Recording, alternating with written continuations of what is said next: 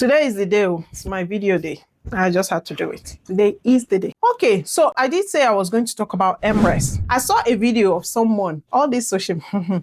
Anyway, we're all here. I am just doing this because I'm in the system and I've heard so many commentary of different people, and I'm just thinking, do they really know what they're talking about? So I came across this video that said you can get your MRes, or you should come in with MRes, because then you can extend it for another 1 year and then, make it like 2 years, because practically all MRes are 1 year.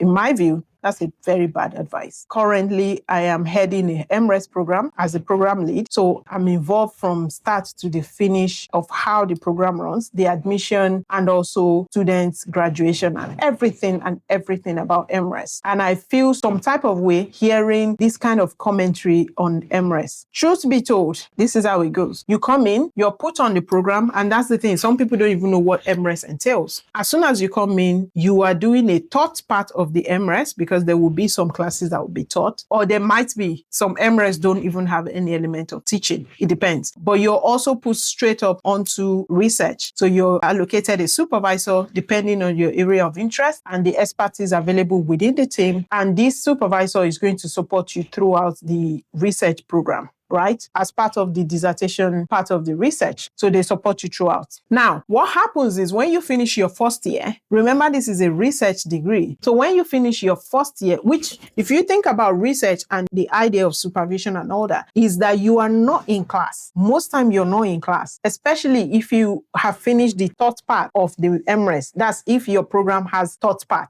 I hope you're following me. Follow me.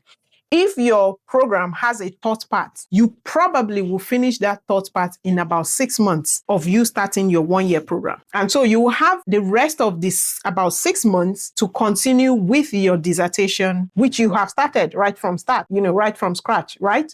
So from that time of you doing your dissertation, when you finish your taught part, that's if your program has a taught part. Sometimes programs don't, and you just go straight to research. You may take some short courses that the university offer, for example, maybe skills development in qualitative research, quantitative research, some data analysis, systematic review, and all of that evidence-based research. So you may have short courses in those, but you may not have in-class, like a module based on those. But for example, the program that I'm leading, we have one module based on research, and we have one module based on health, because our program is on public health. Meaning when you come in, you will do one research method taught module, and you do one public health module. I'm pointing at myself because that's actually my module. I teach that module. I lead that module. So you have those two modules that are taught. But then you have your dissertation module, which starts as soon as you come in. It starts as soon as you come in. There are some things that we teach you on that module before we allocate supervisor, and then you work with your supervisor. My module is the one that comes second semester. So if you come in, say for example, you come in September of this year, it's not like I want to explain our program to you. I actually want to get somewhere, but just follow me. Give me some minutes here. You come in September, you have the research method module and your dissertation module. Both of them are starting together in September. You have that for 1 semester or 1 term, which takes you to January. January, you finish those two, where you finish the research method module, where they would have taught you how to do research, qualitative, quantitative review, and all of that. Yeah. And then you submit assessments, you write exam, whatnot. Then you come to my module, which is the public health module. That starts end of January. So by the end of January, you're beginning my module, where we talk about public health and, just health related. This is the only module that relates to health. There are 3 modules in total. And then you continue your dissertation module. Now, when you finish my module, which ends around May, you will continue your dissertation module till September. Now, within that time of you finishing my module and September, which is April to September roughly, you are not doing anything outside your dissertation. Meaning you really don't have to be on campus. You're generally meeting with your supervisor. It could be online, it could be in person. Now, remember, you're an international student, so most likely you will be required to be on campus at some point during that period. If you don't finish your program, what they don't tell you is that you probably are messing about with your post-study visa. Because I see these people saying, yeah, you can extend your visa. You have to be careful because you may be joking or messing about with your post-study visa.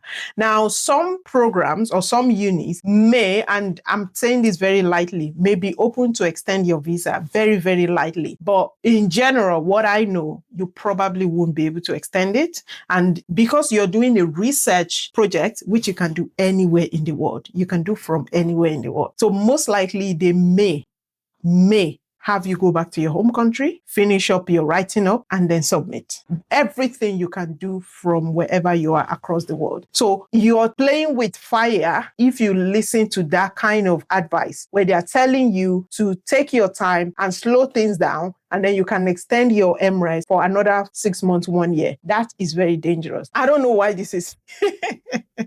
This is getting on like my last nerve that somebody will go online and advise people in this kind of way and say, oh, you can do MRes and then extend it or delay the process and extend it. You're probably going to forfeit your program, your fee that you've paid because, yeah, my advice, don't do that. Finish your MRes within time. I've had situations where students submit or maybe they fail a component of their assessment and they may require that we fasten up things so that they can apply for the post-study. So have their results ready in time. I've never, and even when we are doing the other TOTS MSc or MPH programs, hardly do you come across a situation where the uni offers you more time. I'm not saying it doesn't happen, but it's very, very, like you have to have strong reasons, except maybe where you're retaking a module. So where you're retaking an actual TOTS module where you have to be in class, and that means you have to pay another tuition fee for that module, you probably can get away with extension in that sense.